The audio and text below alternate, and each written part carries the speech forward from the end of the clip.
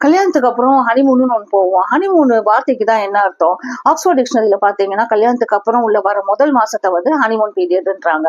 ஏன்னா அந்த மாசத்துல வந்து எந்த சண்டையும் இருக்காது, ஒருத்தர் புரிஞ்சுக்க ட்ரை பண்ணுவோம், ஒரு இன்டிமேசி இருக்கும், ஆஃபீஸ்ல இருந்து எந்த தொல்லையும் இருக்காது. ஸோ அது ஹாப்பியா போகும்.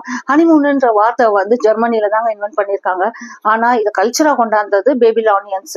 5th செஞ்சுரியில வந்து என்னன்னா, பொண்ணோட அப்பா வந்து வெட்டிங் அப்பா பொண்ணுக்கு வந்து மியர்டுன்னு ஒரு ட்ரிங்க் கொடுப்பாராம். அந்த ட்ரிங்க் எதனால பண்ணிருக்கேன்னா, ஹனியும் வாட்டரையும் புளிக்க வச்சு அது வந்து ஒரு டைப் ஆஃப் வைன்னு சொல்றாங்க. ஸோ கல்யாணம் முடிஞ்சக்கு அப்புறமும் ஒரு மாசம் ஃபுல்லா இது தொடர்ந்து பொண்ணோட அப்பா கொடுத்துக்கிட்டு இருப்பாராம். ரெண்டாவது காரணம் என்னன்னா, பேபிலானியன்ஸோட கேலண்டர் பாத்தீங்கன்னா மூன் சைக்கிள் வருது. அதனால வந்து இது பேரு ஹனிமூனு. ஆனா இது 19th செஞ்சுரியில பிரிட்டிஷே கொண்டாந்துச்சு. என்னன்னா, கல்யாணத்துக்கு அப்புறம் உள்ள முதல் மாசம் ஃபுல்லாவே ஹனிமூனு. ஸோ லீவுன்னு ஒண்ணு கொடுத்தா அவங்க வந்து தன்னுடைய ஃப்ரெண்ட்ஸ் கூட பாண்டு, இந்த மாதிரி சிஸ்டர்லா மதர்லாம் கூட பாண்டிங் வச்சுக்கிறதுக்கு ஒரு ஈஸியா இருக்கும்னு சொல்லிட்டு மொத்தத்துல பொதுவாகவே ஹனிமூன் பீரியட் எதை சொல்றாங்கன்னா, இப்போ சப்போஸ் ஒரு கம்பெனி போய் ஜாயின் பண்றோம், அப்ப அந்த முதல் மாசம் வந்து நம்ம ட்ரைனிங்ல இருப்போம், ஒரு மாசமோ 3 மாசமோ, அதை வந்து ஹனிமூன் பீரியட்னு சொல்லுவாங்க.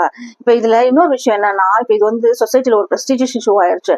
கல்யாணம் முடிஞ்ச கையோட அடுத்த கேள்வி என்னன்னா, அடுத்தது ஹனிமூன் தான், எங்கப்பா போறீங்க, என்னப்பா பண்ண போறீங்க அப்படின்னு சொல்லிட்டு கேட்க ஆரம்பிச்சிருவாங்க. இதுல இன்னொரு விஷயமும் இருக்கு. என்னன்னா, இப்ப இந்த ஹனிமூன் காண்டிய ஹனிமூன் ட்ரிப் லோன்னு கொடுக்குறாங்க, ஐ மீன் கடனும் கொடுக்குறாங்க. இதுல சிந்திக்க வேண்டிய விஷயம் என்னன்னா, ஹனிமூன்காண்டி லோன் வாங்கி வாழணுமா? ஏன்னா லோன் இல்லாத வாழ்க்கை தான் சுமை இல்லாத வாழ்க்கை. அதுலயும் தேவையில்லாத லோனு வாங்கணுமா? சிந்தியுங்கள்.